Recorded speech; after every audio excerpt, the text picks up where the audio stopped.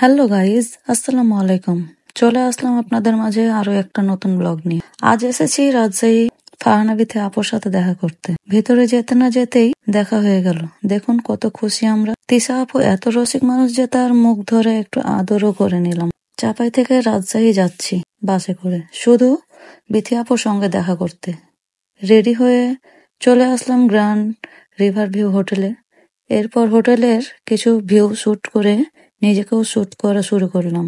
ঢং করে করে ঘুরে ফিরে ভিডিও নিলাম, কিন্তু মাঝে মাঝে মুখের উপর যখন লাইট গুলো পড়ছিল তখন বেশ ভালোই লাগছিল। লিফটে যাওয়ার জন্য ওয়েট করতে করতে দেখি গ্র্যান্ড রিভার ভিউ হোটেলের লোগোটা সুন্দরভাবে ঘুরছিল, তো এটাও ভিডিও করে নিলাম। এবার লিফটে উঠে 10ম তলায় চলে যাচ্ছি ফাহানাবিথি আপুর সঙ্গে দেখা করার উদ্দেশ্যে। জানি না দেখা করতে পারবো কিনা, দেখা হবে কিনা, বা আপু এসেছে কিনা, কোনোটাই বলতে পারছি না। লিফট থেকে নেমেই প্রথমে চোখে পড়লো সামুদ্রিক মাছ, আরো অনেক খাবার। এরপর ভেতরে যেতেই দেখি ফাহানাবিথি আপুর সঙ্গে সবাই সেলফি তুলতে গোল করে ঘিরে ধরে রেখেছে।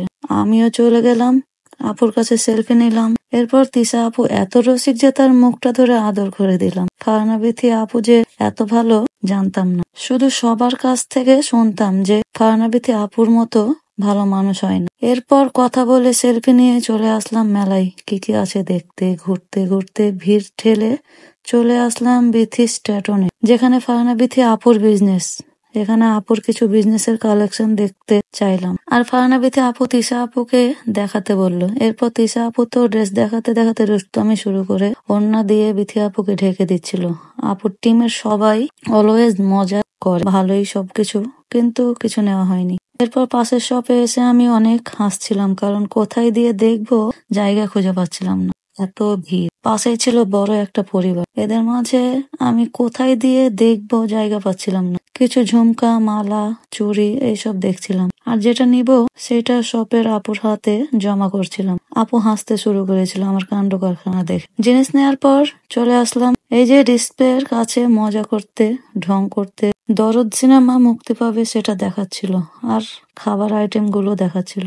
আইসক্রিম দেখে বান্ধবীকে বলছিলাম খাবে, সে হ্যাঁ বললো, তাই আমি আইসক্রিম চালিয়ে দিয়ে দিয়েছি। এবার ঢং করতে করতে চলে আসলাম 11 তলায়। এসে দেখি স্টেজের মতো সাজানো, তো এখানেও একটু ভিডিও নিলাম। খাবার দোকান ছিল, অনেক রকম খাবার, তো আমি বললাম আগে মেলার কালেকশন দেখি, এরপর খাবার। এরপর শেষ করে খাবার খেতে এসে দেখি রাজশাহী বিভাগের সব ব্লগার একসঙ্গে খাই দাই চল। আমিও জয়েন হয়ে গেলাম। পুরো টিম ছিল ফাহানাবিথি আপুর, কিন্তু আফসোস স্মৃতি আপু ছিল না, হয়তো অসুস্থ, সেই জন্য। খাচ্ছিলাম যখন, তখন বিথি আপু আমার দিকে তাকাচ্ছিল, আর আমার তো বেশ ভালোই লাগছিল। এরপর তিশা আপু বিথি আপুকে চটপটি খাইয়ে দিচ্ছিল। বিথি আপুর মুখ দেখে মনে হচ্ছে ঝাল পেয়েছে, যা দেখতে ভালোই লাগছিল। এখানে আলামিন চৌধুরী ভাইয়া ছিল, অনেক সব ব্লগার ছিল যাদের নাম জানি না অনেকেরই, আর ফাহানাবিথি আপুর ফুল টিম, রাত ভাইয়া, সবাই তো ছিল। এরপর আমার ভিডিওর মাঝে অনেস্ট রিভিউ এর ফুড ব্লগার ভাইয়া এসে ঢুকে পড়লো, কিছুই করার নেই। বিথি আপুরা অনেক হাসাহাসি করছিল, আর আমি তো খাচ্ছিলাম। খাওয়া শেষ করে কফি খেয়েছি, কফিটা অনেক মজার ছিল।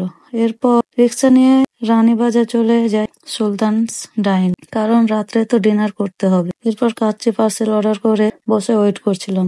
অনেকক্ষণ বসে থেকে যখন কাচ্চি হাতে পেলাম তখন চলে আসলাম বাসায়।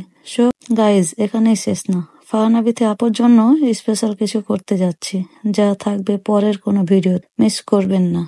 ভিডিও পুরোটাই দেখবেন, ভালো লাগলে লাইক, কমেন্ট, শেয়ার করতে ভুলবেন না কিন্তু। Tata, bye bye.